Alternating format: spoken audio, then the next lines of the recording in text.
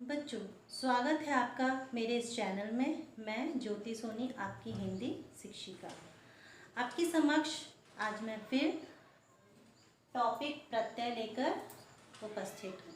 इससे पहले भी हम प्रत्यय भाग 1 में पढ़ चुके हैं। आज मैं आपको इसी का भाग 2 समझाने जा रही हूँ।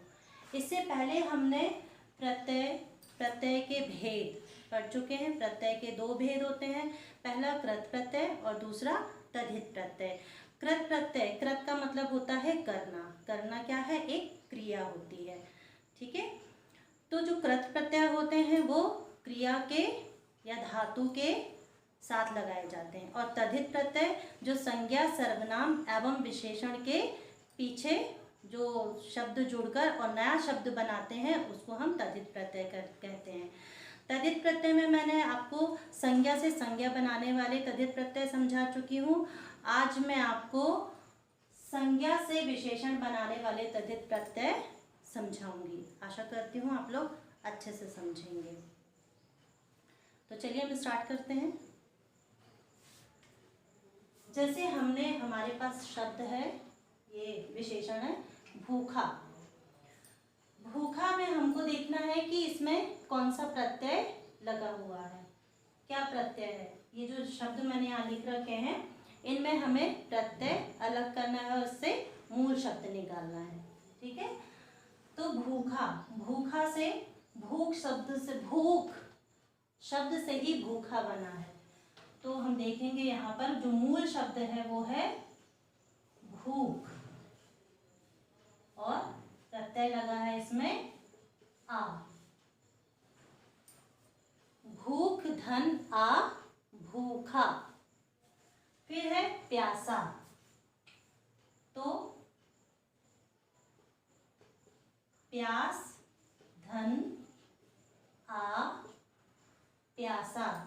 दोनों में समान प्रत्यय है, आ प्रत्यय। भूखा में भी आ प्रत्यय है और प्यासा में भी आ प्रत्यय लगा है। अब है पुत्रवती। पुत्रवती में जो मूल शब्द है वो क्या है? पुत्र, और जो प्रत्यय है वो है वती। पुत्र धन वती, पुत्रवती। फिर है गुणवती, सेम वैसे ही है, गुण धन वती, गुण धनवती गुणवती। तो इन दोनों में प्रत्यय क्या है? वती प्रत्यय। अब है सामाजिक। सामाजिक में मूल शब्द क्या है? समाज, और प्रत्यय क्या निकलेगा इसमें? एक। हम मूल शब्द निकाल लेते हैं, समाज धन एक। सामाजिक में मूल शब्द है समाज और प्रत्यय है एक। समाज धन एक, सामाजिक। फिर है ऐतिहासिक। तो ऐतिहासिक में इसमें आप देखेंगे कि इसमें प्रत्यय जो है वो है एक प्रत्यय है, लेकिन हम इसमें से अगर मूल शब्द निकालेंगे तो ऐतिहास, ऐतिहास कोई शब्द नहीं होता, हाँ इतिहास जरूर होता है। तो इसमें मूल शब्द क्या होगा? इतिहास।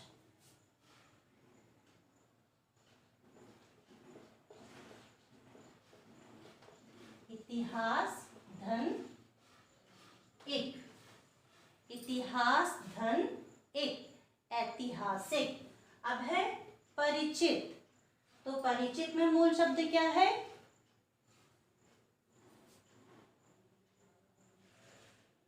परिचय से हम मूल शब्द निकालेंगे तो इससे मूल शब्द क्या निकलेगा? परिचय। परिचय से ही परिचित बना है, तो इसमें मूल शब्द क्या निकलेगा? परिचय।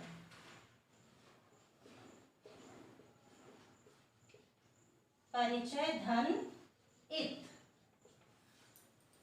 परिचय धन इत, परिचित।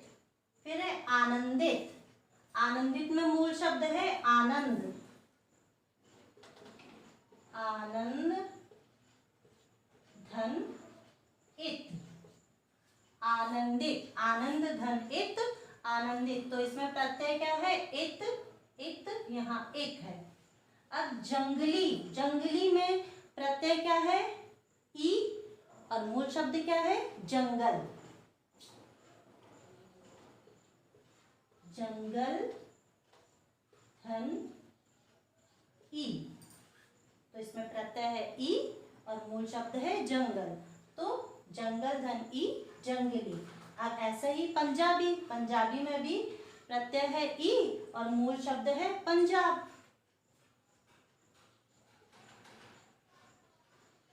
पंजाब धन ई पंजाबी। ये सब उदाहरण किसके हैं? संज्ञा से विशेषण बनाने वाले तद्धित प्रत्यय के उदाहरण हैं। मैं एक बार आपको फिर बताती हूँ। भूख धन आ भूखा, प्यास धन आ प्यासा, ये सारे जो है प्रत्यय हैं, ठीक है। पुत्र धनवती पुत्रवती, गुण धनवती गुणवती, समाज धन एक सामाजिक, इतिहास धन एक ऐतिहासिक, परिचय धन इत परिचित, आनंद धन इत आनंदित, जंगल धन ई जंगली, पंजाब धन ई पंजाबी, ठीक है। इससे आगे मैं और आपको कुछ उदाहरण बताती हूँ जो संज्ञा से विशेषण बनाने वाले तद्धित प्रत्यय के ही उदाहरण मैं और आपको समझाती हूँ। तो बच्चों, हम इसी से आगे कुछ और उदाहरण देखते हैं, इसी के आगे, ठीक है। ग्रामीण, हमारे पास शब्द है ग्रामीण। अब हमको इससे मूल शब्द और प्रत्यय अलग करना है। इसमें मूल शब्द ग्रामीण, इसमें मूल शब्द होगा ग्राम धन ईन, ग्राम धन ईन ग्रामीण। फिर है कुलीन, तो कुल, कुल धन ईन कुलीन। भारतीय, भारतीय में मूल शब्द क्या होगा? भारत, भारत, भारत धन ईय, भारत धन ईय भारतीय। फिर प्रांतीय, प्रांतीय में मूल शब्द होगा प्रांत, प्रांत धन ईय प्रांतीय। फिर है पंडिताई, तो पंडिताई में मूल शब्द क्या होगा? पंडित धन आई, पंडित धन आई, ये हो गया प्रत्यय। तो इन शब्दों में ग्रामीण में प्रत्यय क्या था? ईन, कुलीन में प्रत्यय है ईन, भारतीय में प्रत्यय है ईर, प्रांतीय में प्रत्यय है ईर और पंडिताई में प्रत्यय है आई। इससे हमने मूल शब्द अलग कर दिए हैं। इससे आगे हम थोड़े और उदाहरण और भी देख लेते हैं, ठीक है। तो बच्चों, हम कुछ उदाहरण संज्ञा से विशेषण बनाने वाले तद्धित प्रत्यय के कुछ उदाहरण हम और समझ लेते हैं। जैसे कड़वाहट, कड़वाहट से हम मूल शब्द आप समझ रहे होंगे कि मैं ये जो शब्द लिखे हुए हैं, मैं जो शब्द लिख रही हूँ, इन शब्दों से मैं मूल शब्द और प्रत्यय अलग कर रही हूँ, ठीक है। तो कड़वाहट में मूल शब्द क्या है?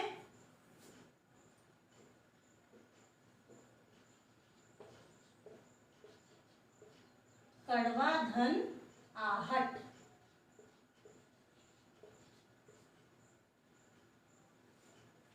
कड़वा धन आहट। क्योंकि हम इससे अगर मूल शब्द कड़व तो निकाल नहीं सकते, है ना। कड़व कोई शब्द नहीं है, तो हम क्या निकालेंगे? कड़वा से ही कड़वाहट बना है, तो कड़वा धन आहट कड़वाहट। फिर है गरीबी,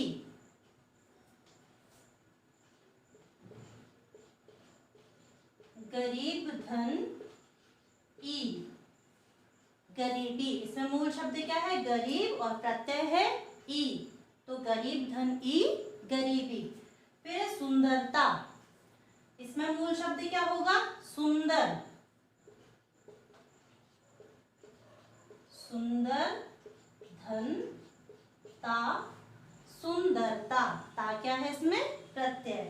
अब है बचपन। बचपन में मूल शब्द होगा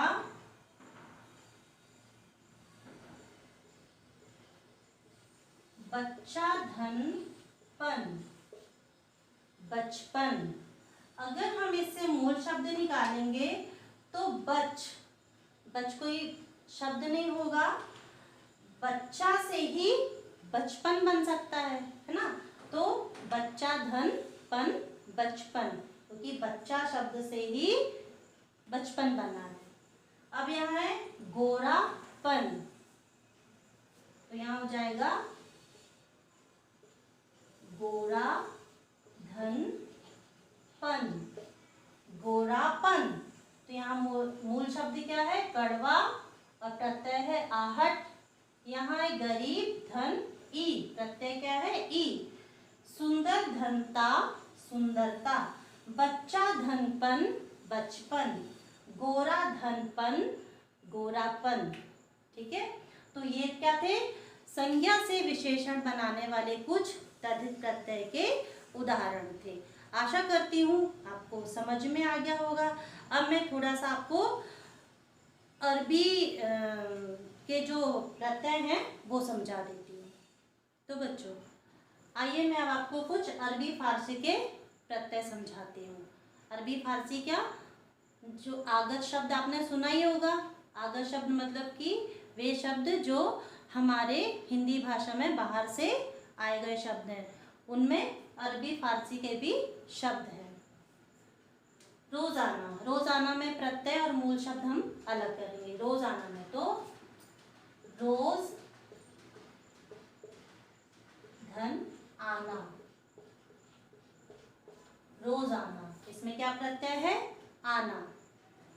दवा खाना, दवा, धन, खाना, दवा खाना। फिर है मालदार, तो माल, धन, दार, मालदार। फिर है धोखेबाज, धोखेबाज में मूल शब्द क्या होगा? धोखा।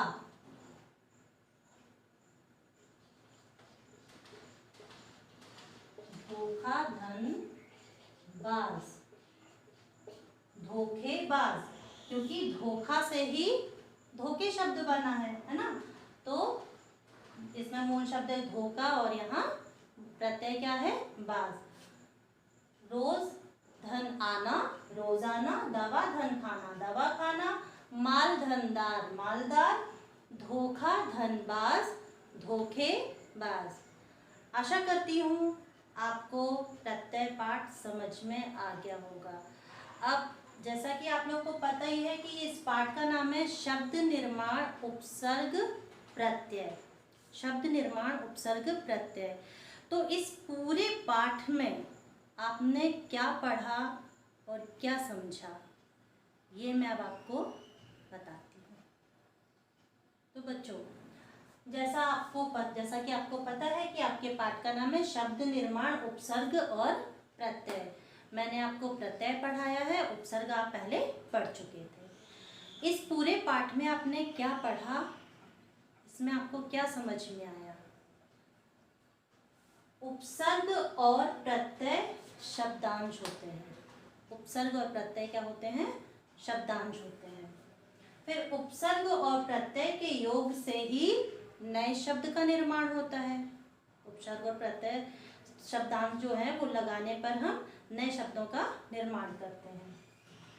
उपसर्ग 4 प्रकार के होते हैं। संस्कृत के, हिंदी के उपसर्ग, अरबी फारसी के एवं अंग्रेजी के उपसर्ग। प्रत्यय 2 प्रकार के होते हैं। पहला कृत प्रत्यय, दूसरा तद्धित प्रत्यय।